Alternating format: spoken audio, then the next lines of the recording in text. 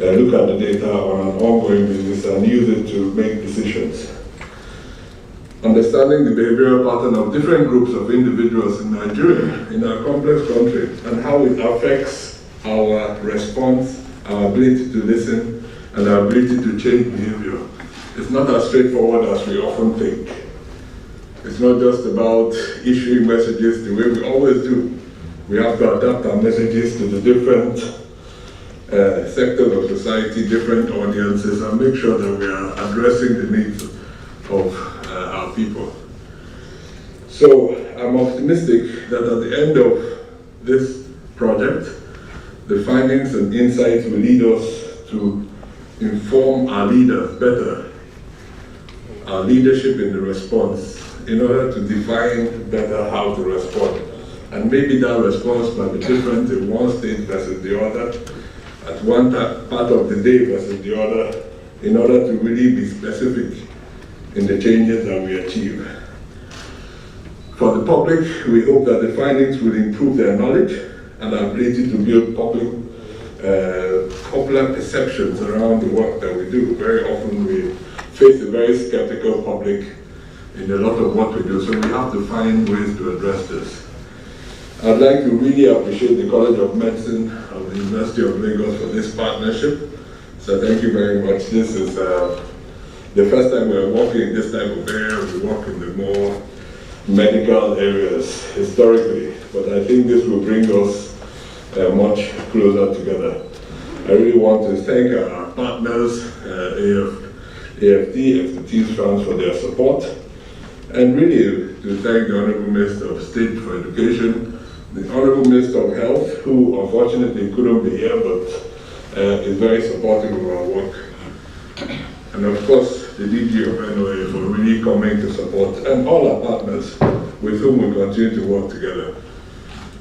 For the teams that are now starting on this project, really, this is not another project. We all know how we work, and we hold ourselves accountable for the delivery of the project and make sure we use it to inform the decisions that we are going to make moving forward.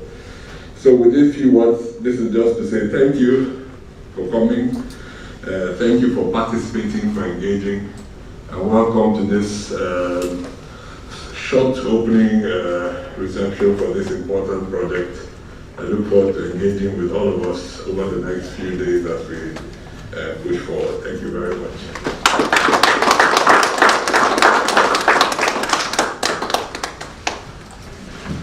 Thank you, DG NCDC, for setting the stage so clearly and allowing us to clearly understand where we're going and what the project is meant to achieve.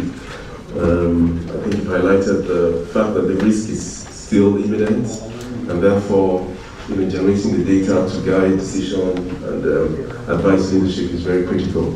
So at this point, I would like to invite the Dr. Chu, who is one of the principal investigators, to tell us about the objectives, what we're meant to achieve today.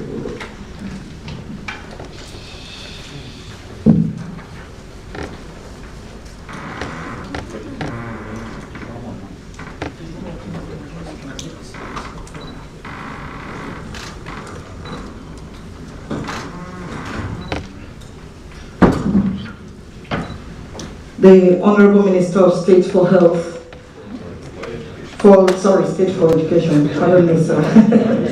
The Honorable Minister of State for Education, Honorable Chukwuemeka Nwajuba, the Director General, Nigeria Center for Disease Control, Dr. Chikwe Yekwazu, the Director General, National Orientation Agency, the Provost, College of Medicine, University of Lagos, distinguished ladies and gentlemen, I truly want to stand on the very well established protocol by my DG to welcome all of us to this very important occasion, and I really want to say thank you for making it, even though the notice was very short, to have such a full house with so many joining online is really very, very fantastic.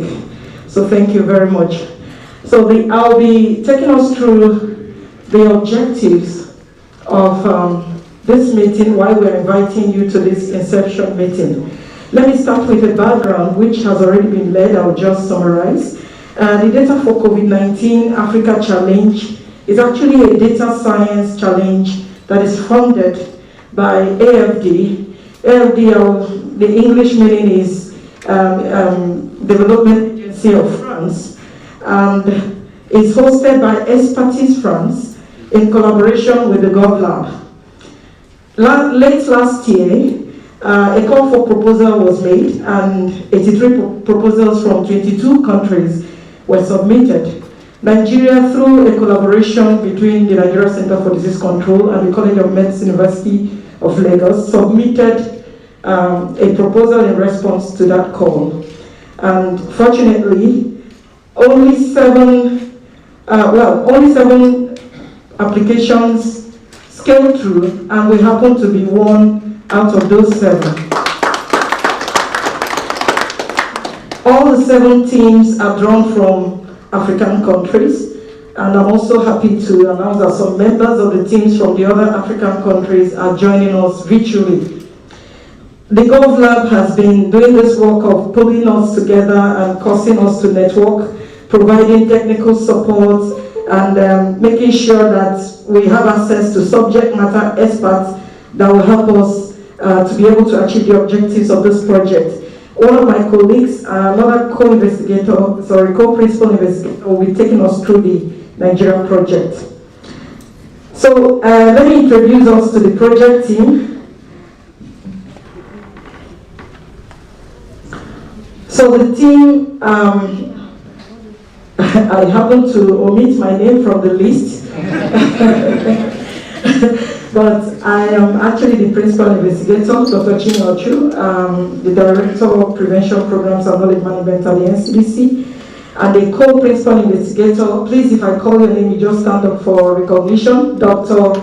Babashala Okushanya of the College of Medicine, University of Lagos. We have Dr. David Akeju, a co-investigator from University of Lagos, Department of Sociology. We have another co-investigator, Dr. Samuel Adejo, Department of Social Works, University of Lagos. We have Professor Ehimario Uche Ugumbo, who is with us at the Nigeria Center for Disease Control. And we have Dr. Basi Edensor, of Northfield Center for International Health and Development, University of Leeds, UK. He's actually joining us online, and we've heard his voice before now. Mr. Sunday Ezechina is a sociologist with the Nigeria Center for Disease Control. He's part of the team. And last but, Dr. Yaya Disu is from Nigeria Center for Disease Control, head of our Risk Communication Division. Mr. Michael Onoja is a biostatistician with the Nigeria Center for Disease Control. And last but not the least is Mr. David Olatunji, who is working as a project manager for this project. So our meeting objectives. Doesn't seem to be moving. Can you transit for me, please? Next slide, just move on. Okay. No, move on. Sorry you didn't see this beautiful map when I was presenting. Move on to the next slide, please.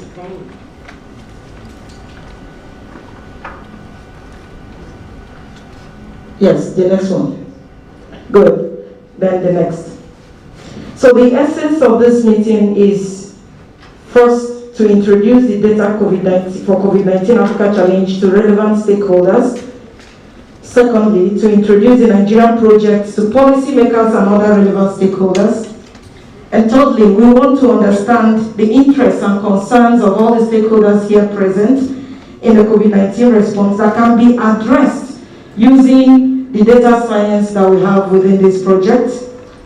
We also want to receive inputs from you on some of the priority research questions that you think we can also address by the time you listen to what we have. We want to hear if you have additional research questions that can fit into the objective of this project that we will address through triangulation of the data sets that we have. We want finally to officially announce the inception of the Data for COVID-19 Africa Challenge project in Nigeria by unveiling the project plaque. And we are happy that the Honorable Minister of State for Education is here in our midst and will, through the support of all the members on the high table, both up and down, be able to help us unveil the project plan and officially declare this challenge open in Nigeria. Thank you very much, and God bless you.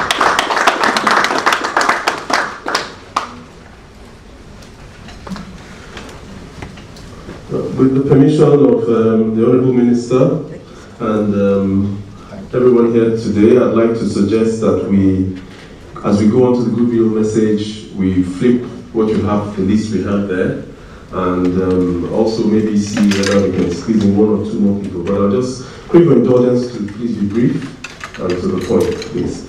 So I'll start by calling Mrs. Babak Funke Habemi, who's from the CCSI. I think I'll pass the mic around, if it's okay. Thank you very much for permitting me to stand on existing protocols.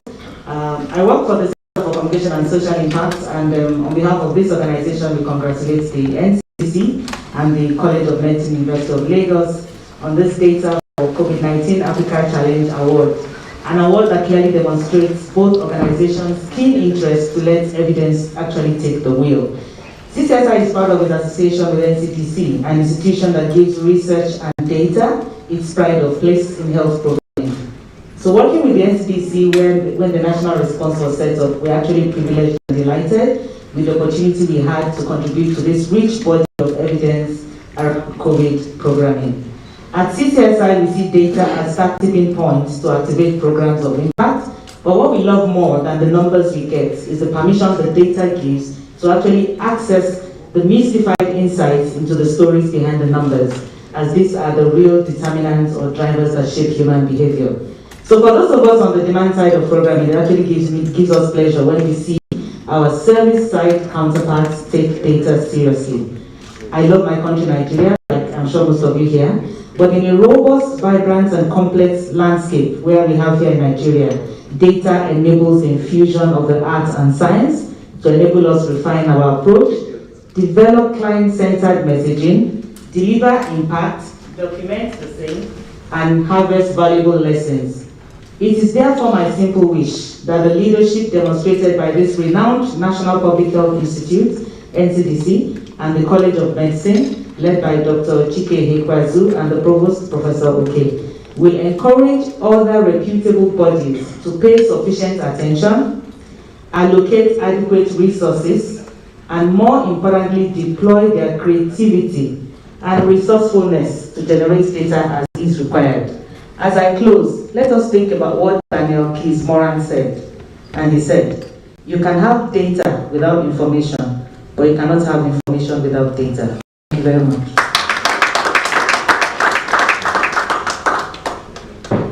So I have to sanitize first.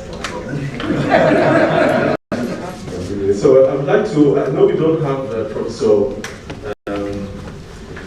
Eliasu on the list, but I would like to really give him 2 minutes to speak, because the heart of research in Nigeria, he is really the coordinator of NREC in Nigeria, and I think people don't really recognize how much work they've been involved in to drive research in the country, and I just want us to give him a round of applause.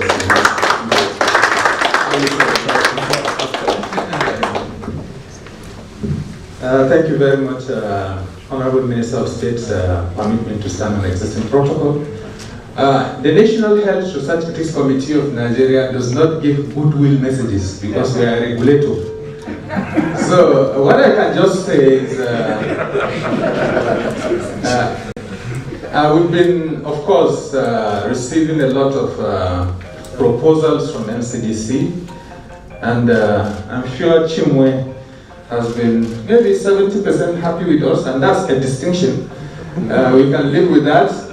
You can never be 100% happy with us, because if you look at the volume of proposals that come to NREC for review, it's massive work. But I think so far, we don't have any serious ethical issues with NCDC. For this project, and of course subsequent projects, It's all about ensuring that you give us maximum time because our members are volunteering and they have several other responsibilities, and ensure that the sources of data that you use are permissible, and also ensure you anonymize the data so that you don't reveal people's identities, and send your proposals on time so that we can, if fits into the criteria for exemption, we can do that in good time so that you can complete the project on schedule. So thank you very much again once more. So thank you very much, Professor. I would like to go on to the representative of the country director, USCDC, in the person of Dr. Balhasso.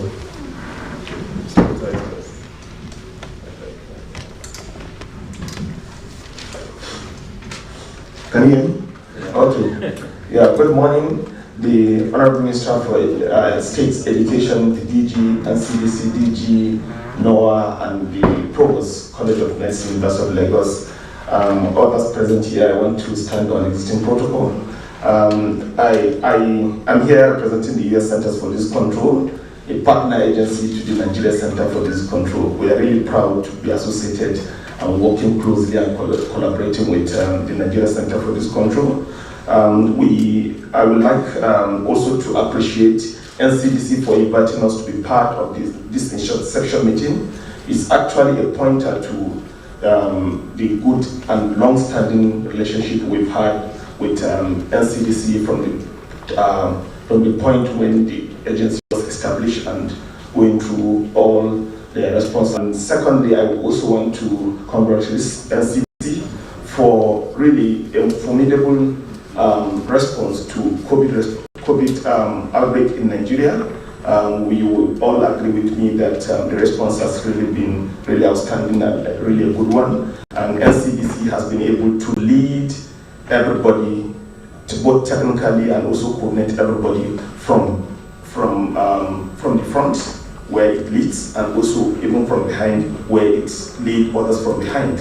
And most of the technical response and guidance and direction we got in Nigeria in terms of response by all entities is coming from NCDC. I believe the DG anyway will attest to that in terms of the technical input coming from NCDC. CDC has long-standing relationship with NCDC, like I said. We've through this at the wake of the COVID outbreak, we've worked and supported NCDC technically and also financially to mount a very formidable response. Of recent, we've funded NCDC to carry out serious survey, COVID serious survey to determine the burden of COVID in Nigeria. Like you all know, quite a number of us here are expert in public health. We know that the traditional surveillance system report numbers, but we know those numbers are just a tip of the iceberg. So for us to really understand where we are, what we need to do, we certainly need to dig below the sea waters to know, to have a better understanding of the burden of disease in the country. We supported NCDC carry out that serious survey in 3 states and now 2 additional states. And now we're in better shape to know how far the burden is. And for this particular project, which is data-driven, which is something that CDC is known for, we will continue to partner with NCDC to support and ensure the project is implemented seamlessly. We strongly believe it will. We have even the partnership with the academia is a unique one, which is not always common. Having started the big part working with academia, I think that's a pointer that this is going to be a very good project. Thank you, and we'll continue to support this.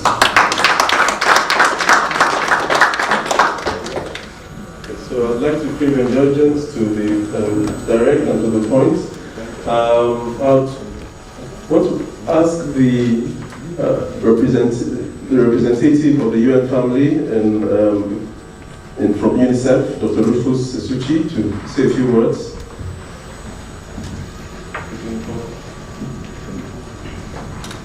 And speak on behalf of UNICEF and the Beach. Thank you, Honorable Minister. I would like to stand on the existing protocol. And just to say I've been ambushed. I didn't know I was going to be in front of Yes. My name is Rufus Ashwichi, as you've been told, and I work for UNICEF. I lead the risk communication and community engagement team. And on COVID-19 response, UNICEF is the lead agency. And I've had that privilege of sitting with colleagues from NCDC and other agencies on that initiative. So with that in mind, I think I can represent that team from the UN without being blamed. All I can say is, just want to echo what colleagues who've spoken before me have said.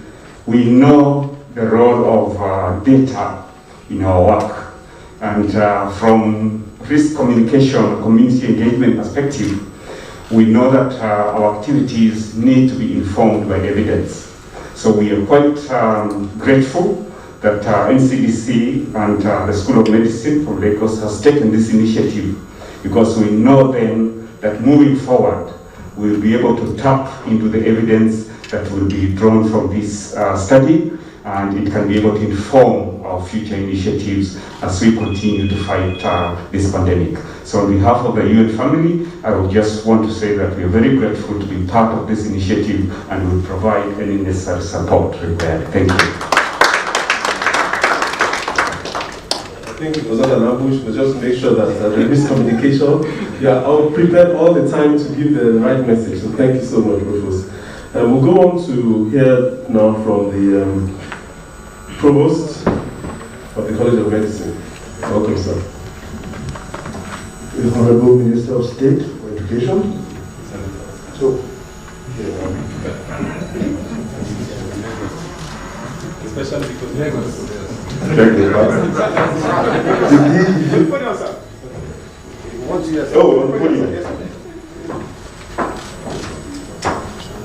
So that's a form of stigma, and I think that's why that's the part of the thing we're trying to fight.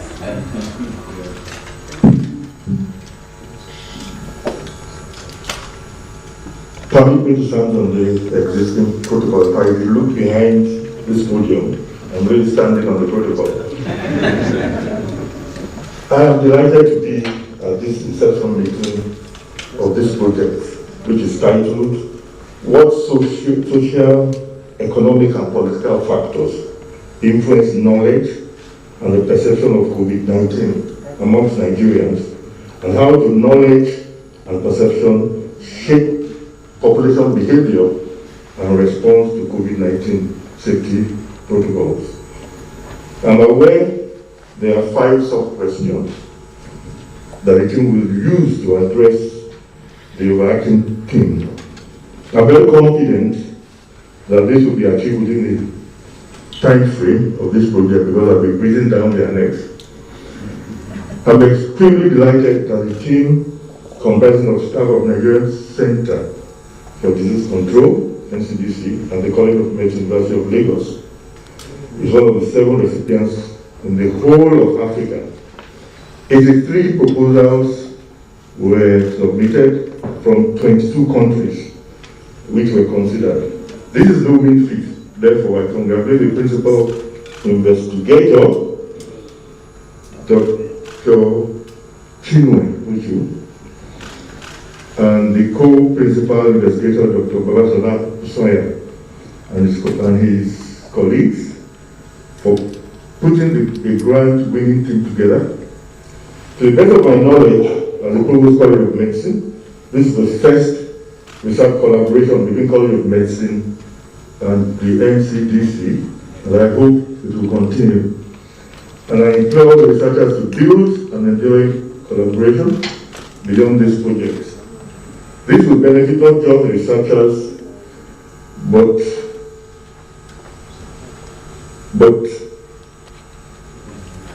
another area of benefit the collaboration on this project may provide is the research management. From the beginning of 2016, the College of Medicine, University of Lagos, do not use the elevators. Walk to the nearest stairway. Attention, please. An emergency has been recorded. All occupants go to the nearest stairwell exit and walk down to your assigned re-entry floor or main lobby. Do not use the elevators. Walk to the nearest stairway. Attention, please. An emergency has been recorded. All occupants go to the nearest stairwell exit and walk down to your assigned re-entry floor or main lobby. Do not... Good morning, ladies and gentlemen.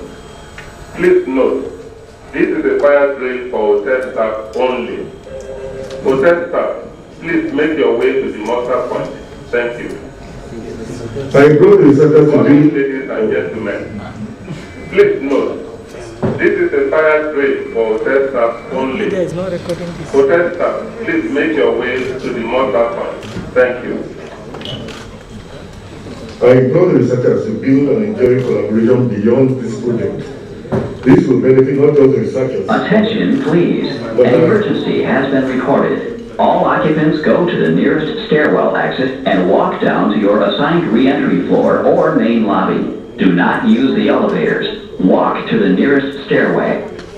Attention, please. An emergency has been recorded. All occupants go to the nearest stairwell exit and walk down to your assigned re-entry floor or main lobby. Do not use the elevators. Walk to the nearest stairway.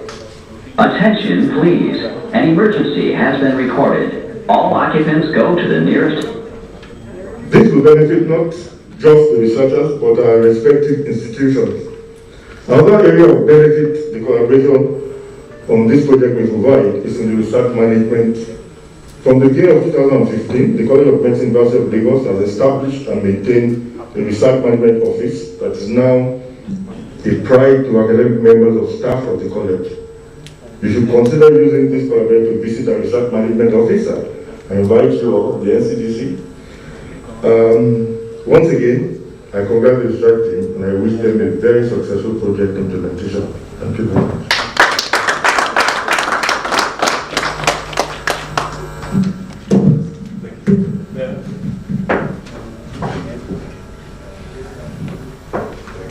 Thank you very much. Thank you for not panicking during the fire drill. I just want to, I think the key things that the provost talked about is really the importance of coordinating with academia and the research management office. That resource, I think it's a useful one that many organizations need to look into, seeing how they can collaborate. I'd like to also, crave your indulgence, Honorable Minister, to ask the representative of the EU ambassador to say a few words. Dr. Anthony Ayeke is here, so please to the point, a couple of minutes, and just to, to share your thoughts on what we're doing here.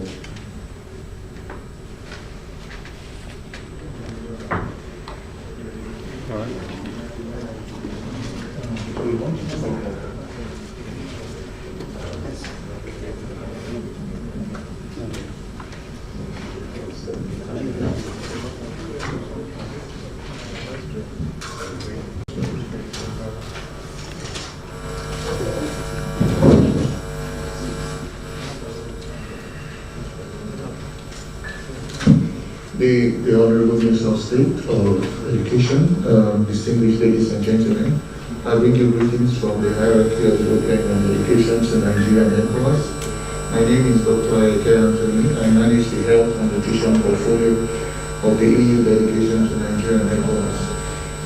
At the start of the pandemic, you will recall that sometime in March, between March and May, the EU, in conjunction with the UN system, mobilized a total of 50 million euros towards the One UN Basket Fund. It had 6 pillars. The first was rapid procurement of PPEs. The second was risk communication and engagement. The third had to do with supporting decentralized management at state level, building capacities. The fourth, maintaining health services and social protection, livelihood activities. The fifth was research and innovation, and the sixth was coordination. I say this because the fifth pillar, research and innovation, was the least mobilized, even till date. So I'm very excited that we have an opportunity now galvanize this. They say that if you torture data long enough, it will show you what you want or tell you what you want to hear. So we do not want to torture data. We want it to just give us the facts and analyze it properly. So really looking forward to intensive engagement with the team, probably beyond this platform. I want to round up with an experience we had when we went on a joint mission to Lagos State 2 weeks ago. And we were speaking with the Commissioner of Health, and I was so impressed by the way Lagos State used the data to inform their decisions. I mean, changing from running after ventilators to focusing on oxygen, changing the management to now include dexamethasone. Also, in terms of effective communication and very transparent communication to people, all this was based on data. And he had the data to show us at every stage they make the decision. Even now that we're talking about variants, the kinds of testing they're doing, so everything was based on data. So I think this is an opportunity, especially now that we're looking at the socio-cultural and political economy, so to speak, of COVID-19. So let's also look at these other aspects. And I like what Dr. Chikwe said in a meeting about a week ago or so. He said that, I want to paraphrase, that culture swallows your strategy, something like that, right? So no matter how beautiful your strategy you have, if you do not understand the nuances around the cultural context, it will swallow it up. It will swallow it up and use it for breakfast.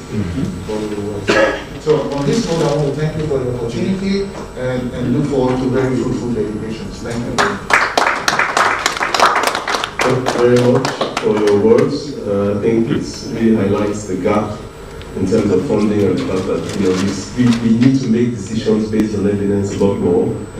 Thanks for that comment on culture and strategy and planning, because that's really the heart of what we're doing here. It's around looking at the non-traditional data, because typically, like you see, we've been calling the Honorable Minister for Education, Minister for Health.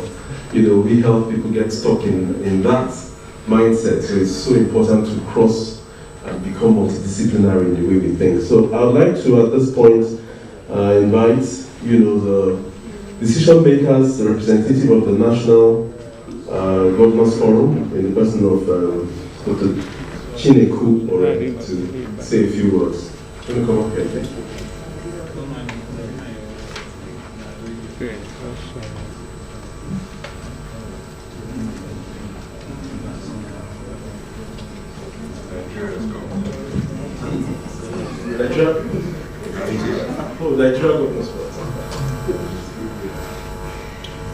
The Honorable Minister of State for Education, please permit me to stand on existing protocols. I bring you greetings from the Director General of the Nigeria Governors Forum Secretariat, who was not able to make it today, so I'm standing in his stead. First of all, we want to acknowledge the great work that the NCDC has been doing, first with the COVID-19 response and generally with managing emergencies in the country. We also want to congratulate the NCDC and the College of Medicine, University of Lagos, for being one of the awardees in this Data for COVID-19 Africa. At the NGF, we recognize the use of data for decision-making, prioritization, and accountability, and we try to drive that with regards to health decisions in the states. The NGF has worked collaboratively in the past with the NCDC, particularly with regards to subnational coordination. And we also commit to support the NCDC in this program. Peradventure, they will need our support in collating any form of state-level data. And we also would ensure that the findings from this study would also be used to engage with the governors, because I think that the ultimate purpose of research is to inform decisions. So we look forward to the day when the findings will be out, so that it could also support our advocacy efforts. Once again, Congratulations, NCDC and College of Medicine, University of Lagos. Thank you. Thank you very much, representative of the.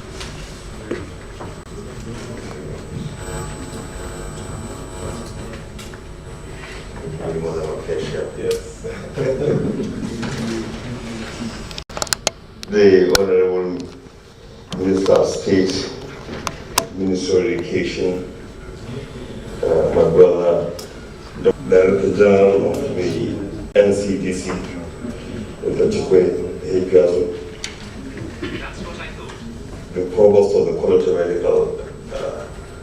of Medicine, University of Lagos, Professor David, all other